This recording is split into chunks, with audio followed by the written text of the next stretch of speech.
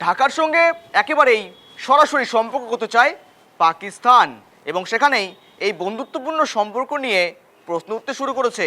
এবার কি পাকিস্তানকে শান দিতে চলেছে বাংলাদেশ, নাকি বাংলাদেশ শান দিতে চলেছে পাকিস্তানকে? কেননা সম্প্রতি ঢাকা সফরে এসেছিলেন পাকিস্তানের গুপ্তচরের প্রতিনিধি দল এবং সেখানেই চিন্তা বাড়াচ্ছে এবং সেখানে প্রশ্ন উঠছে চিকেন নেক নিয়েও এবং উদ্বেগ প্রকাশ করেছেন সেনাপ্রধান।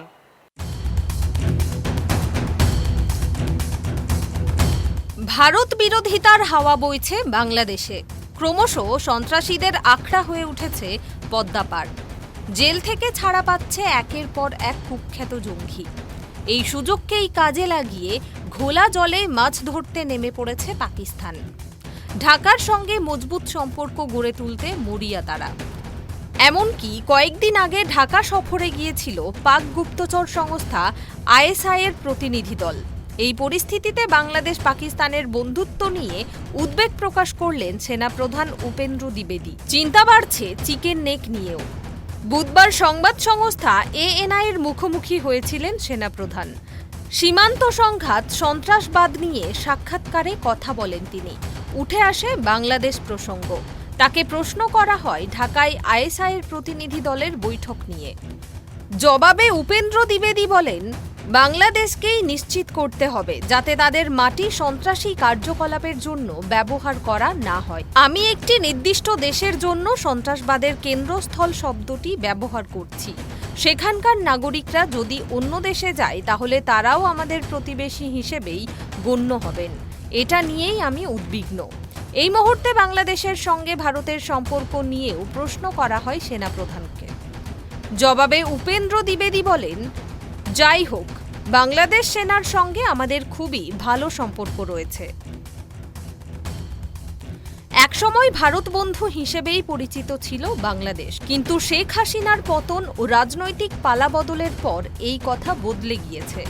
৭১-এর গণহত্যা ভুলে ইউনূসের নতুন বাংলাদেশ এখন কাছে টানছে পাকিস্তানকে।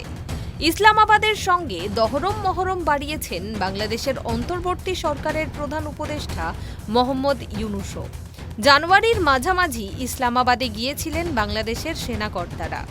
এরপর গত ২১শে জানুয়ারি সূত্র মারফত জানা যায় পাকিস্তানের ৪ সদস্যের একটি উচ্চ পর্যায়ের সেনার প্রতিনিধি দল ঢাকায় পৌঁছেছে। সেই দলে রয়েছেন আইএসআই প্রধান লেফটেন্যান্ট জেনারেল আসিম ও আরেক অফিসার। বাংলাদেশের সেনার অফিসারদের সঙ্গে নাকি বৈঠকও করেছেন তারা। তবে এই গোপন সাক্ষাতের বিষয়ে মুখে কুলুপ দুদেশের। কিন্তু বাংলাদেশ পাকিস্তানের এই আঁতাত মোটেই হালকাভাবে নিচ্ছে না নয়াদিল্লি। কারণ এখন ভারতকে রক্তাক্ত করার ছক কষেছে আনসারুল্লাহ বাংলা টিম।